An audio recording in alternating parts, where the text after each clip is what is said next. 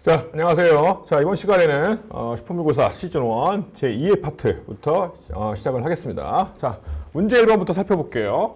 자, 문제 1번 보니까 유훈을 남긴 왕의 업적이라고 되어 있습니다. 유언이죠? 유훈이라는 얘기는. 우리가 유훈 그러면 이제 떠오르는 게 누구예요? 고려에서 태조 왕건입니다. 그죠? 그래서 이거는 이제 결국 누구 물어보는 거다? 태조 왕건에 관한 문제를 물어보는 거다. 우리가 지난 시간에 한번 문제 1회에서 한번 문제를 풀었습니다. 그죠? 태조 왕건 문제를 한번 풀었을 때 업적 정리해드렸죠. 우리가 이제 여기서 말하는 태조 왕건이 나온 유훈이라는 것은 크게 두 가지입니다. 이제 왕들에게 남긴 것이 있고 이제 신하들에게 남긴 게 있는데 왕들이 지켜야 할 것으로 이제 제시한 게 뭐예요? 훈요 10조가 있고 신하들이 지켜야 할 규범으로 제시한 것은 이제 계백요서가 있습니다. 이제 왕건이 이제 죽기 직전에 박수리와 같은 이제 자기 측근들을 모아놓고 유훈은 남긴 것이 이제 왕에 남긴 것 훈요 10조 내용, 그 다음에 신하에게 남긴 것 계백요서 내용입니다. 그래서 지금 여기는 제시문에 나와 있는 것은 뭐죠? 지금 보니까 1조 사원을 다투어 서로 빼앗지 못하게 하라. 불교 진흥책에 보이고요. 2조에도 보니까 모든 사원은 도선이 세울 곳을 정해 개창하였으니 라고 되어 있습니다. 자, 도선하면 이제 체크할 것이 책이 하나 있는데 뭐예요? 우리나라에 풍소지리사상을 도입한 사람이 도선입니다. 왕건의 스승이기도 했었고요. 그래서 이것은 이제 왕건의 훈요 10조 내용 중에서 뭐에 해당되는 겁니까? 풍소지리를 중시하라 라고 이제 유훈을 남긴 것이 되고, 그다음 6조 내용은 지금 뭐니까 연등이나 팔간회를 과감하지 말고 시행하라. 그래서 6조 내용은 이제 뭘 보여주는 거예요? 그만큼 불교를 중시하라 라는 얘기를 보여주고 있습니다. 그 다음에 7조 신하의 의견을 존중하고 백성에게 부역과 세금을 경감시키라 라고 되어 있었는데 이거에 각해가지고 태조 왕건이 취한 정책이 있어요. 그러니까 이게 뭔가 하면 취민 유도입니다. 취민유도. 취민유도가 무슨 뜻일까? 취민, 백성한테 수치, 세금을 거둘 때는 유도, 도를 정하라는 얘기니까 바꿔 얘기하면 후삼국 시대 혼란기에 기본적으로 백성들에 관한 세금 수치가 일정하게 증세되는 것이 아니라 어떻게 됐어요? 무분별하게 세금을 증세했다는 것을 보여줍니다. 그래서 태조 왕건은 민생 안정 정책 차원에서 부역과 세금을 경감하라는 얘기는 결국 뭐다? 세금을 백성들에게 일정액을 거두라는 얘기죠. 그래서 취민 유도에 입각해가지고 얼마? 10분의 1만 징수토록 했던 것이 태조 왕건의 민생 안정책 중에 하나인 취민 유도 정책입니다. 이것을 이제 보여주는 것이 훈요 10조에도 나오고 있습니다. 자, 그래서 훈요 10조 내용에 관련된 것을 지금 여기서 보면 아시겠지만, 그죠? 불교 중시라든가 1조 2조 같은 경우는 불교 중시도 있고요. 1조 6조 같은 경우는. 그 다음에 2조 같은 경우는 뭐 보여주고 있습니까? 풍수지리를 중요시 여기는 부분. 그 다음에 7조 같은 경우는 뭐예요? 민생 안정책. 이렇게 해가지고, 태조 왕건의 의지가 보여주는 내용들이 전개가 됩니다. 그래서 이런 일련의 정책들이 태조 왕건 정책이고, 지금 보니까 밑에 선지를 보니까 1번, 정계와 계백 요소를 지어 관리의 규범을 제시하였다. 바로 뜨죠. 그죠? 근데 정확한 표현은 이제 계백 요소가 사실은 관리의 규범을 제시한 것의 정확한 표현이죠. 왜냐면 정계와 계백 요소, 아까 하나만 계백 요소 말씀드렸었는데 계백 요소 말고 정계까지 포함해서 여기 뭐라고 했을까? 신하들이 지켜야 할 규범으로 제시한 책이 정계와 계백 요소 두 개의 책이 있고, 그 다음에 훈요 10조는 왕들이 지켜야 할 후대 왕들에게 지켜야 할 것 남긴 겁니다. 그래서 요거는 지금 훈요 10조에 해당되는 내용이고, 정답은 2번. 신하들이 지켜야 할 규범으로 정계, 계백 요소를 제시했다. 자, 2번. 의천이 국청사를 창건한 일을 후원하였다. 어느 왕이냐 이거죠. 자, 고려 중기 대각국사 의천. 송나라에 불교 유학 갔다 와서 고려 불교를 대폭 정비한 사람이 의천인데, 의천은 왕자 출신입니다. 그래서 숙종 때 이제 숙종의 동생이었죠. 동생입니다. 그래서 문종의 아들이었던 의천이 국청사 창건했습니다. 창건해가지고 천태종을 보급하기 시작했죠. 그 다음에 승과제도는 과거 시험에 승려들이 응시하는 승과를 도입했다는 것이니까 과거 제도를 처음 도입한 사람 누구예요? 이거는 그죠? 광종이죠. 광종. 그래서 광종 때 과거제도 실시하면서 같이 시행된 것이 승과제도라는 거 알아주시면 되고, 중국에서 기여한 쌍계의 건의를 받아들여 과거제를 시행하였다. 예, 지금 말씀드린 것처럼 얘도 누구? 얘도 광종입니다. 그죠? 광종. 쌍계는 참 재밌는 사람이에요. 원래 중국에서 왔던 사신이죠. 사신의 일행이었는데, 쌍기가 굉장히 학문적으로 뛰어나고, 이제 그러다 보니까 이제 광종이 쌍기와 많은 이제 대화를 하고 이러면서 쌍기에게 좀 더 머물 것을 요청했던 거고, 그러는 와중에, 쌍기가 머무는 와중에 중국이 당시 이제 5대 19의 혼란기였는데, 쌍기가 모국, 나라가 망했습니다. 갈 데가 없죠. 그래서 어떻게 됐어요? 너 그냥 가지 말고 우리나라에 귀화해라. 그래가지고 그냥 내 밑에서 책사로서 어떤 역할을 해라. 그래가지고 쌍기를 귀화시킵니다. 그리고 쌍기의 건의를 받았다고 그러는데, 실제로 이제 그 쌍기가 말해서 과거제를 시행한 것뿐만 아니라, 노비항거법이라든가 이런 다양한 개혁 법안들을 실시했던 것이 뭐야? 광종입니다. 그래서 1, 2, 3, 4번, 4번에 광종 관련된 것까지 체크를 해두세요. 자, 그래서 일단 이 문제, 태종 왕건의 업적 물어보는 문제, 1회에서도 한 문제 정도 풀었었으니까 내용 참조하시고, 일단 이 내용은 뭐다? 훈효10조 내용이다 라는 것 정도만 확인을 하겠습니다. 자, 그래서 1번 이렇게 스킵하고요. 자, 다음 문제. 자, 역시 제시문에 속해 있는, 그죠? 왕에 관해서 물어보고 있습니다. 농사는 천하의 대본이다. 근데 출처를 보니까 농사직서라고 되어 있습니다. 농사직서. 우리는 사실상 이 출처를 보고도 이제 바로 누구지 체크가 돼야 되죠. 문제 풀 때는. 그래서 농사직서 어느 왕 때 만든 거예요? 조선 세종 때 편찬된 우리나라 최초의 농서입니다. 그래서 이건 기본적으로 이제 농사직서 편찬된 서문을 보여주는 거니까 서문 내용이죠. 그래서 여기 당연히 왕은 누구예요? 세종을 얘기하는 겁니다. 그래서 세종을 얘기하는 거니까, 세종은 여러분 세종대왕이 나오면 그 왕 단독 문제로서 출제되는 왕 중에 거의 출제 빈도 넘버 1, 2를 다툰다고 봐야 돼요. 그러니까 세종의 문제는 워낙 많이 나오니까. 그래서 실질적으로 이제 세종 문제가 출제가 되면 여러분이 알아둘 것은, 세종은 전반적으로 이제 문화군주라고 봐도 됩니다. 문화군주. 그래서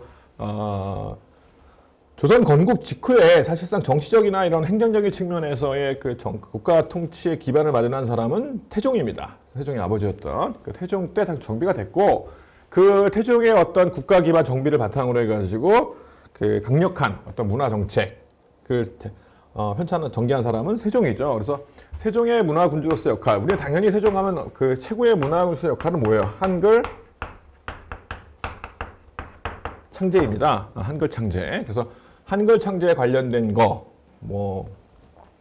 많이 나오죠. 한글 창제. 후민정음에 관련된 것들 이건 모르는 사람 없을 테니까. 자, 이거 말고 각종 편찬 사업을 많이 전개를 했는데, 세종에서 체크할 것들은 이 편찬 사업입니다. 편찬 사업. 대규모의 편찬 사업을 전개합니다. 그 편찬 사업에 관련돼서 알아둘 것은, 기본적으로 많은 대규모의 편찬 사업이 가능했던 게 뭐냐 이거야. 세종 때. 그 가능했던 것은 뭐다? 그죠? 금소괄자입니다. 갑인자라는 것을 만드는데, 갑인자 등 해가지고 많은 금소괄자를 제작함으로써 대규모의 편찬 사업, 대량 인쇄가 가능케 했었던 그런 어떤 토대를 마련합니다. 세종이. 그래서 그걸 기반으로 이제 많은 편찬 사업이 전개됐던 거고, 이 편찬 사업들도 주제가 다양하죠. 지금 나와 있는 농서부터 시작해가지고 경서라든가, 그죠? 그 다음에 의서라든가, 각종 등등등 해가지고 굉장히 다양한 분야의 편찬 사업을 전개합니다. 그래서 농서 같은 경우는 지금 나와 있는 농사직설 있죠. 농사직설이라든가, 그죠? 그래서 의서 같은 경우는 뭐 있어요? 향약, 구급방은 고려 거죠. 집성방이라든가 이런 농서들, 의서들 가능했었고요. 또는 이제 의방유치 같은 의서를 가능했었죠. 근데 이거 말고도 여러 파트에서 많은 책들을 발행하는데요. 일단 여러분이 체크할 것은 뭐다? 세종 때 편찬 사업들을 잘 체크하시고, 그 기반이 됐던 것은 뭐예요? 금소괄자. 그죠? 이런 것들이 있고, 그 다음에 편찬사업과 범죄에 포함시킬 수도 있는 거지만 각종 이제 과학기술 도구들, 그죠? 과학기술 도구들도 대거 제작이 이루어졌다. 뭐 혼천이 앙보이고 뭐 이런 등등 해가지고 거기 천문도구라든가 시계라든가 등등 해서 다양한 편찬 사업이 전개됐었다라고 하나 체크를 해두세요. 그래서 여러분들이 이제 세종대왕은 차근차근 문제를 몇 개 더 볼 테니까 그 출제되는 패턴에 따라서 또 다른 주제들도 살펴보겠습니다. 정치적으로 되게 중요한 부분이 몇 가지 있긴 한데 그 다음 출제될 때 보고 일단 여기서 볼 거는 뭐죠? 세종의 그때 세종의 업적을 물어보는 거니까 이 1, 2, 3, 4 중에서 세종과 관련된 거 찾으란 얘기입니다. 자, 농서, 병서, 의서 등에는 뭐가 포함되냐면 이제 의례서도 포함되는데요. 의례서. 자, 세종 때 편찬된 대표적인 의례서가 뭐가 있냐? 그죠? 삼강행실도입니다. 그래서 정답은 삼강행실도로 가면 되는 거고요. 자, 법전 편찬이 진행됐었는데, 자, 일본의 경국대전을 반포한 거. 경국대전에서 조심할 것은 뭔가하면 이것을 시작한 사람. 그러니까 편찬 사업을 시작한 거, 편찬한 게 아니라 편찬 사업을 시작한 것과 이것을 완성한 사람이 달라요. 그래서 문제 잘 보셔야 됩니다. 경국대전 편찬 사업을 시작하였다라는 것은 세조 때 얘기예요. 세조 때 얘기고. 하지만 육전 형식의 경국대전을 완성해가지고 편찬한 것은 언제다? 이것은 성종 때다. 여러분이 두 개 잘 구분해 놓으세요. 시험에서 잘 나오는 장난질하는 거 부분이니까. 그래서 1번 반포니까 편찬했다는 얘기죠. 완성해서 성종에 해당되는 얘기고 1번. 그 다음에 2번 정답이고요. 3번 홍문관 설치하고 경연을 활성화하였다. 역시 언제예요?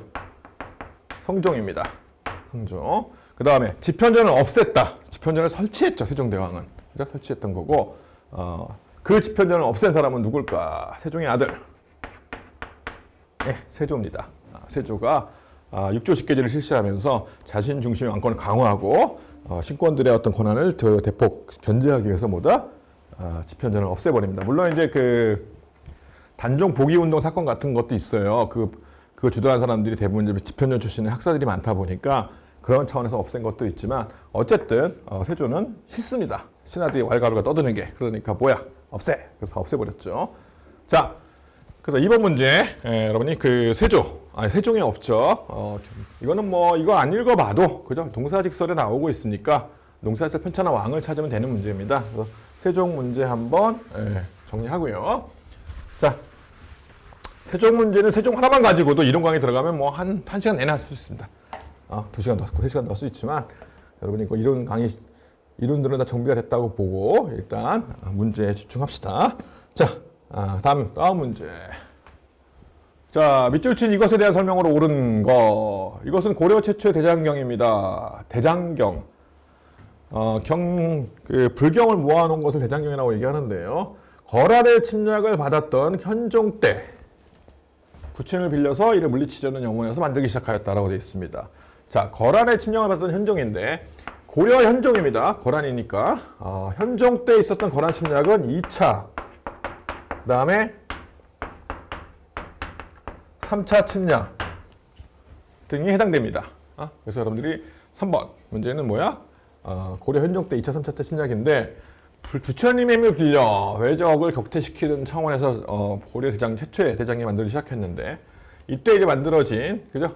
시작한 대장경은 뭐예요?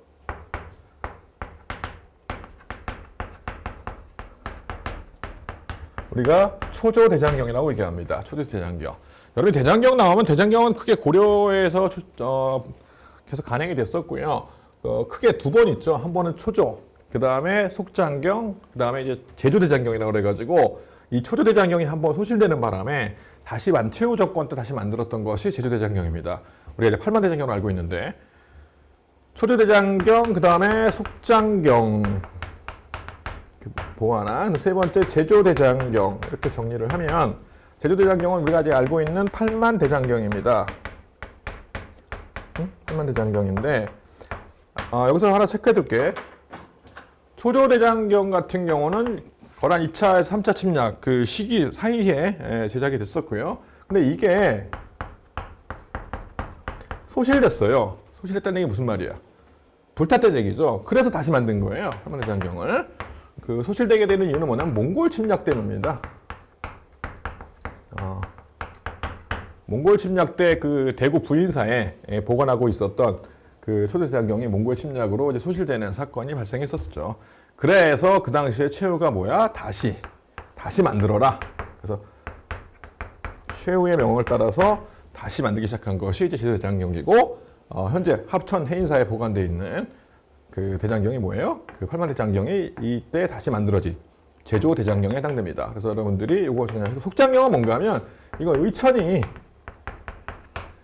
이제 그 중국에 유학 갔다 와서 중국에서 이제 그 수집한 뭐 당시 이제 거란이죠. 일본 뭐 당시 송나라 등등의 그 불경들을 모아가지고 그 주석서를 만드는 게 뭐야? 이것이 속장경입니다. 그래서 이 얘기는 여기 있습니다. 2번에 있죠. 의천이 송과 금의 대장경 주석서를 모아 편찬하였다. 이게 뭐가 해당되는 거예요? 속장경에 해당되는 거고, 현재 합천해인사에 보관되어 있는 거 장경판고라고 그래가지고 해인사에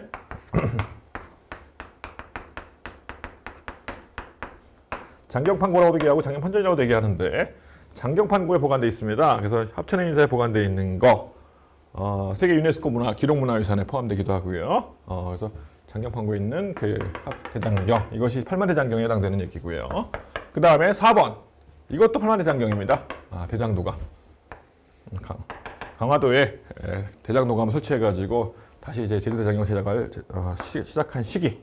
그래서 1번이 정답이고, 2번은 그 고려 숙종 때 의천에 의해서 그 간행된 속장경, 3, 4번은 뭐에 해당되는 얘기? 최후정권 때, 무신정권 최후정권 때 대몽항쟁 기간 동안에 이제 그 초조대장경이 소실되니까 이거 다시 이제 만들어낸 것이 뭐다? 제주대장경, 팔만대장경에 해당된다라는 것만 정리를 해놓으세요. 그래서 여러분들이 이제 일단 대장경 얘기는 뭐 그렇게 깊게 안 나갈 겁니다. 깊게 안 나갈 거니까 이 정도 상식적인 정도 내용만 정리를 해놓으세요. 해놓으시면 충분합니다. 자, 3번 문제 이렇게 해서 넘어가고요. 그 다음에 다음 문제 4번, 다음 자리에 나타난 시기의 경제 상황으로 옳은 것 찾는 겁니다. 사료를 읽어볼까요? 자, 밭에 심는 국어뿐만 아니다. 모시, 오이, 배추, 도라지 등의 농사를 잘 지으면 조그만 밭에서라도 얻는 이익이 헤아릴 수 없이 크다. 한성 내외 읍과 도해지의 파밭, 마늘밭, 배추밭, 오이밭은 신무의 땅으로 많은 돈을 번다. 서쪽 지방의 담배밭. 자, 여기서 키워드가 뭐냐? 문제 풀어내는. 자, 여기서 보면 위에 것 가지고 정확히 시기를 파악이 안 돼요. 그런데 여기 보니까 뭐가 나와? 담배가 나오고 있습니다. 담배. 우리 영원한 친구죠. 자, 그 다음에 북쪽 지방의 삼밭, 한산 지방의 모시밭, 전주의 생강밭, 강진의 고구마 나오고 있습니다. 고구마. 그 다음에 황주의 지왕밭 등은 모두 다 상상 등보다 그 이익이 10배 달한다. 상상등이라는 것은 그 전분육등법이나 연분구등법, 그 공법이죠. 세종 때 만들어진 공법에 입각해서 만들어진 그 체크된 논인데 제일 높은 거거든요. 생산량이. 이거보다 10배가 더 많다는 얘기는 떼돈 번다는 얘기입니다. 그죠? 자, 제가 지금 담배하고 고구마를 체크해 뒀는데, 담배는 16세기에 그 도입된 그 외래작물이거든요. 대표적인 외래작물이고, 고구마 같은 경우는 이제 뭐라고 얘기하면 감자와 함께 조선 후기에 구황작물이에요. 대표적인. 18세기에 그 도입된 것으로 보통 추정이 되는데요. 그래서 보통 이제 이 두 가지를 통해서 지금 문제가 뭐예요? 자료에 나타난 시기능으로 보는 거잖아요. 시기. 그죠? 그래서 시기니까 시기는 이제 담배가 16세기에 들어왔는데 많이 재배되고 있고, 구황작물이라고 해서 감자와 함께 고구마가 대규모로 재배되고 있다. 그럼 시기는 어느 시기 말하는 거예요? 그죠? 조선 후기죠. 조선 후기. 자, 조선 후기를 얘기하는 거니까 조선 후기이고, 자, 조선 후기라는 것을 전제한 다음에 제시문 분석을 좀 더 해볼까요? 여기 보니까 모시, 오이, 배추, 도라지 등의 농사를 잘 지으면 얻는 이익이 헤아릴 수 없이 많다. 그리고 재밌는 건 한성 내외의 읍과 도해지의 파밭, 마늘밭, 배추밭, 오이밭에서 신무의 땅으로 많은 돈을 번다. 자, 무슨 말인가 하면 농사가 진행되고 있긴 한데 이 농사가 지금 뭐야? 작물을 재배해가지고 먹고 사는 자급자족하는 게 아니라 지금 뭐예요? 돈을 많이 벌고 있다는 얘기죠. 이 얘기는 지금 뭐 하는 거예요? 많은 돈을 벌고 있다는 얘기는 기본적으로 저건 뭐예요? 이런 작물들이. 그죠? 상품 작물입니다. 네, 상품 작물. 그래서 상품 작물 재배가 활성화되고 있다는 것을 보여주는 겁니다. 조선 후기의 상황을 얘기하고 있죠. 경제 상황을.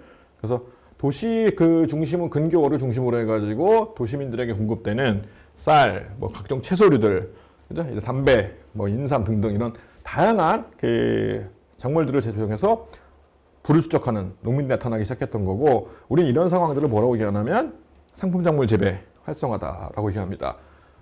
그래서 지금 문제는 조선 후기에 요 담배와 고구마를 통해서 시기적으로 조선 후기인 것을 파악할 수 있고요. 그 다음에 그 조선 후기의 경제 상황에 대해서 옳은 설명을 찾으라는 얘기잖아요. 지금 선지가. 그럼 하나 살펴볼까요? 자, 1번 관영 수공에 발달하였다. 모든 수공업을 국가 통제에서 진행되는 것을 관영 수공업이라고 얘기하죠. 실질적으로 그러나 이것은 언제까지?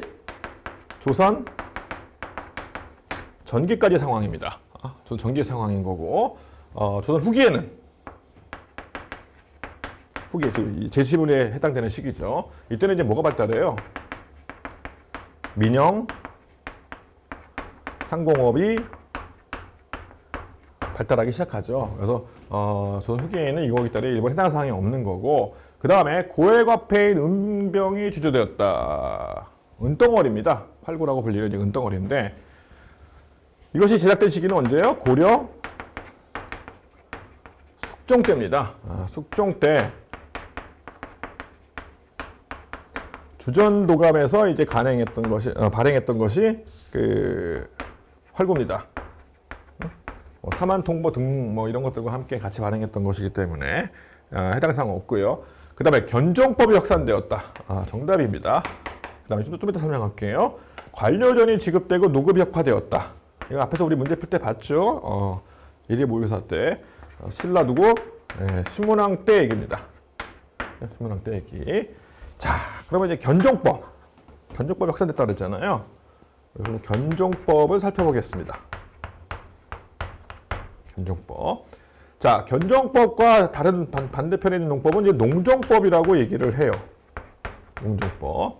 자, 조선은요, 기본적으로 밭농사를 진행할 때 논농사를 지은 다음에, 논농사와 별도로 이제 밭농사를 진행했기 때문에 그 농사는 농적법의 대부분이 해당됐습니다. 이것은 조선 전기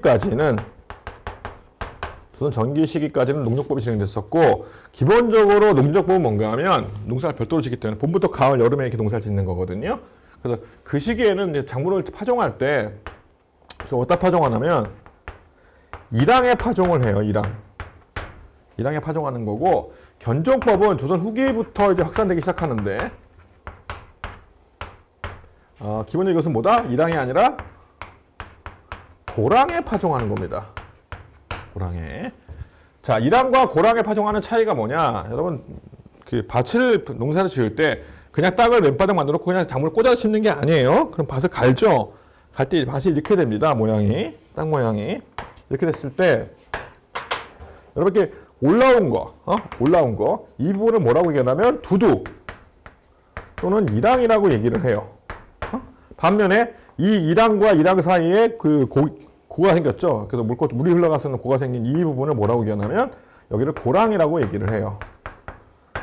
자, 그러면 작물을 여기다 작물을 심느냐, 아니면 여기다 작물을 심느냐 따라 달라지는데요. 여기다 작물을 심는 이유는 뭔가 하면 그 옆에 이제 물길로 물 같은 것이 다 흘러갈 수 있도록, 그죠? 그러면서 이제 이 작물이 피해를 안 입는 거를 피해를 방지할 목적으로 이렇게 설치하는 거거든요. 그러면 여기다 작물을 심는 이유는 결국 언제 농사 짓는다는 얘기예요. 물이 많이 올 때, 물이 많을 때. 그러니까 봄이나 여름철에 주로 농사 짓는 방법인 거고, 고랑에 파종하는 것은 보온의 효과입니다. 일종의 보온. 그러니까 물이 중요한 게 아니라 추위에서 견디기 위해야 되는 거예요. 그러다 보니까 양쪽에 두둑이 뭐 하는 거예요? 여기다 그 자라는 작물들을 이제 추위로부터 보호해줄 역할을 하게 되는 거죠. 자, 이런 농법은 뭐라고 그래? 우리가 견종법이라고 얘기합니다. 견종법. 그럼 견종법이 왜 확산됐느냐? 견종법의 확산을 이해하려면 같이 이해될 게 있습니다. 뭐가 있냐면 이항법과 같이 맞물려 돌아가요. 무슨 말인가 하면 이항법은 벽실을 그냥 봄에 뿌리는 것이 아니라 어떻게 하는 거예요? 벽실을 키워서 옮겨 심는 거죠. 이제 모내기라고 하죠. 그래서 보통 이항법은 모내기를 통해서 이제 파족을 하는 건데, 이 모내기 농법입니다. 그러면 시기는 언젠가면 보통 5월에서 6월 해가지고 보통 9월에서 10월까지 농경이 진행이 돼요. 근데 중요한 건 이 양법의 가장 큰 특징은 뭔가 하면 이 시기에만 이제 보통 농사를 짓잖아요, 논에서. 그러면 추수하고 나면 10월이나 이후부터는 다음에 5월까지는 뭐가 돼요? 논이 놀죠. 근데 땅을 놀리는 건 너무 낭비죠. 그래서 이 다음 시기가 언제냐면 10월이나 그 이후부터 다음에 한 4월이나 5월까지는 밭농사가 진행이 됩니다. 이때 이제 논농사고요. 자, 이렇게 돼버리면 밭농사가 보통 어느 시기에 진행되고 있어요? 가을부터 다음에 봄까지죠. 겨울 지나서. 그러면 어떻게 돼? 작물이 겨울에 추위를 잘 피해야 잘 살아남겠죠. 그러니까 이제 뭐야? 그럼 겨울에 여기다 작물 심었다가는 작물이 어떻게 겠습니까? 온갖 눈과 바람은 다 맞아가지고 얘 죽겠죠. 여기다 파종되면 두둑과 두둑 사이에 들어갔기 때문에 어느 정도보다 작물이 잘 자랄 수 있는 환경이 제공이 됩니다. 따라서 견종법의 확산은 이양법이 확산되면서 같이 따라온 밭농사 방식이라고 보면 돼요. 그러니까 이제 조선 후기에보다 이양법이 확산되면서 밭농사 방식에서 견종법이 같이 나타났다. 이렇게 정리를 해두세요. 정리해 두시고 이 이양법이 끼친 조선 후기의 이양법과 견종법의 확산이 불러온 조선 후기의 사회 경제 변화는 엄청납니다. 그거를 설명하면 또 한도 끝도 없죠. 그러니까 그건 일단 견종법이 확산됐다는 것 정도만 체크를 해놓으시고 이렇게 정리를 해놓으세요. 나중에 조선 후기 상황을 다시 한번 설명할 상황이 있을 겁니다. 자, 4번 문제 이렇게 넘어가고요. 그 다음에 5번 문제. 자, 사건. 왕에게 건의하기를 저희가 보니 서경 임원역 땅의 음양가들이 말하는 대화세 땅이다. 음양가란 풍수지리사상가들을 가리킵니다. 그래서 만약에 이곳에 궁궐을 세우고 수도를 옮기면 금나라가 공물을 바치고 스스로 항복할 것이며 36개 나라가 모두 신하가 될 것이다. 그러면서 말 안 들으니까 왕이 국호를 대위, 연호를 1000개, 그 군대를 천견충의군이라고 부르면서 반란을 일으킨 사건. 어디에서? 서경에서. 그죠? 자, 풍수지리사상의 바탕을 두고 서경을 중심으로 반란을 일으킨 이 사건을 우리 뭐라고 불러요? 그죠? 네, 묘총의 난입니다. 어느 왕 때? 고려 인종 때 사건이죠. 그래서 묘총의 난이라는 것은 이제 기본적으로 이제 자주 나왔었고 그 동안에 꼭 체크를 해둘 필요가 있는데 인종 때 사건 알아야 됩니다. 그게 배경이 뭐냐 이거야. 배경은 사실상 저 앞에 또 사건이 하나 있습니다. 이자겸의 난입니다. 이자겸의 난이 배경을 작용했었죠. 1126년에 있었던 이건 이제 1135년에 있던 사건이고요. 그래서 이자겸의 난이 배경인데 인종의 외척이었던 문벌 귀족이었던 이자겸이 그죠? 척진을 끌어들여 가지고 직접 왕이 되고자 시도를 했던 사건이 이자겸의 난입니다. 이자겸의 난을 이제 진압한 다음에 인종은 자신의 측근 세력들로 묘청이나 정지상 같은 이런 사람들을 이제 자기 측근에 둬요. 묘청은 승려인데요. 그러면서 이제 측근으로 있었던 묘청 등이 이제 뭐 하는 거예요? 이자겸의 난 등이나 이런 걸로 이제 굉장히 이제 당시 개경이 어수선하니까 이런 어떤 민심을 수습하고 다시 이제 문벌 귀족 사회에서 왕 중심의 정치를 복원하기 위해서 수도를 옮기자라는 일종의 서경천도론을 주장한 겁니다. 서경천도론이 나왔던 거고 이 서경천도론을 이제 반대했던 것이 누구예요? 개경파라고 불리는 인물들입니다. 개경파. 문벌 귀족들이었죠. 이 개경파들은 이제 김부식을 중심으로 한 개경의 이제 문벌 귀족들입니다. 그래서 반대했던 거고 결국 이제 개경파와 서경파 간에 대립이 발생했던 거고 결국 이제 계속해서 서경파들을 중심으로 서경천도를 계속 주장했는데 이것이 이제 개경파의 반대로 수용이 안 되니까 어떻게 한 거예요? 묘청이 안 해. 그래가지고 이제 뭐 하는 거야? 그냥 내가 나라를 세우겠다. 그래서 나는 일으킨 사건이 묘청의 난입니다. 그래서 요 사건 하나만 놓고 보자면 사실상 정답이 좀 애매한데 지금 2번으로 가면 안 돼요. 왜냐하면 이자겸의 난은 이 사건이 발생하기 전에 어떤 시대적 배경에 해당되는 거고 이 사건과 직접적 관련인 건 뭐냐? 요 난을 이제 발생했을 때 이걸 진압한 게 누군가면 진압한 게 김부식이에요. 그래서 이 김부식이기 때문에 이 김부식이 진압한 거기 때문에 2번이 아니라 답이 뭘로 가야 돼요? 김부식이 이끄는 관군에게 진압당하였다. 그죠? 3번으로 가야 됩니다. 여러분 2번 낚이면 안 돼요. 이거는 뭐다? 이 사건의 배경입니다. 배경이 됐던 거고 바로 일어난 사건도 아니고 한 10여 년 정도 있다 일어난 사건이니까 정리를 해놓으세요. 자, 그래서 정답은 뭐? 3번. 그죠? 관군에게 진압당한 사건인 거고 그 나머지 선지를 볼까요? 도평의사사를 중심으로 정치를 주도하였다. 도평의사사는 도당이라고 불렸던